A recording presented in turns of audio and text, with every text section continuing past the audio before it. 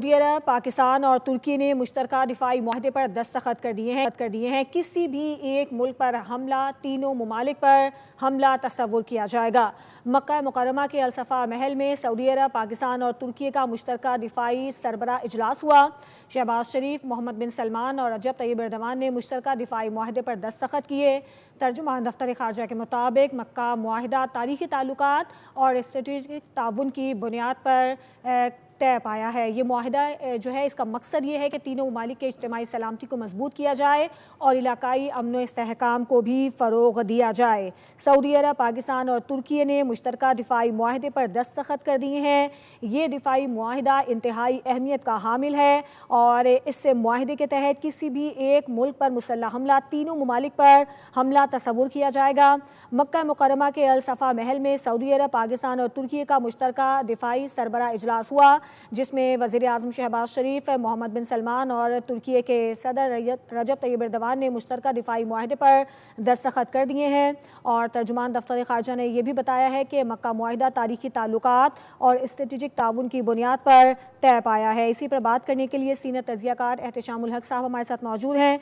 एहतशाम साहब, ये मुआहदा होना, पहले पाकिस्तान और सऊदी अरब के दरमियान ये मुआहदा हुआ, अब उसमें तुर्की का भी शामिल हो जाना, आप क्या समझते हैं? एक नया ब्लॉक बनने जा रहा है, ख़ास तौर पर मुस्लिम दुनिया को जिन सिक्योरिटी चैलेंजेस का सामना है, उसके तनाजुर में ये मुआहदा कितना अहम है? देखिए शुमाइला, जब से ईरान और अमेरिका की लड़ाई हुई और इजराइल बीच में आया था, उसके बाद तो पूरी दुनिया में सिक्योरिटी डायनेमिक्स और जिसको कहना चाहिए चैलेंजेस इतने बढ़ गए हैं कि अब सारे मुसलमान मुल्क, खास तौर पे जीसीसी ममालिक, ये अब परेशान हो गए हैं कि ये ईरान और अमेरिका की जंग और जिसमें इजराइल ने नुकसान पहुंचाया, अब तो सबको पता चल रहा है कि भी अब ये अगर मुस्लिम ब्लॉक नहीं बनता, ये जिसको मुस्लिम नेटो भी कहा जा रहा है, और आप देख लें दुनिया के सबसे मजबूत और मुसलमान मुल्कों में जो सबसे ताकतवर मुल्क है पाकिस्तान, इजिप्ट, सऊदी अरब, अभी इंडोनेशिया भी बीच में आ जाएगा। दूसरी तरफ क्वाड देख लें जो बढ़ रहा है, उसमें इजिप्ट है, तुर्की है, पाकिस्तान है, सऊदी अरब है, वो एक अलग से ब्लॉक बन रहा है। तो अब तो ये सारी दुनिया को पता चल गया है कि जी दुनिया ने रीसेट होना है और ये डिफेंस के मामलात जो है ना, दिफा के मामलात, ये ऐसे हैं कि इसको इग्नोर नहीं किया जा सकता।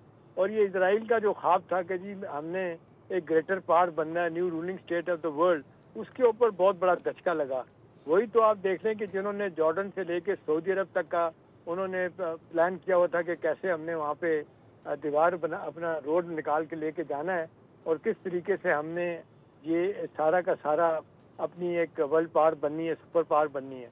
तो उसको देखते हुए तो अब ये बड़ा वाज़ेह तौर पे लगता था कि मुसलमान मुल्कों को इवेंचुअली एहसास हुआ इस बात का कि भाई एनफ इज एनफ, अब किसी पे भरोसा नहीं किया जा सकता।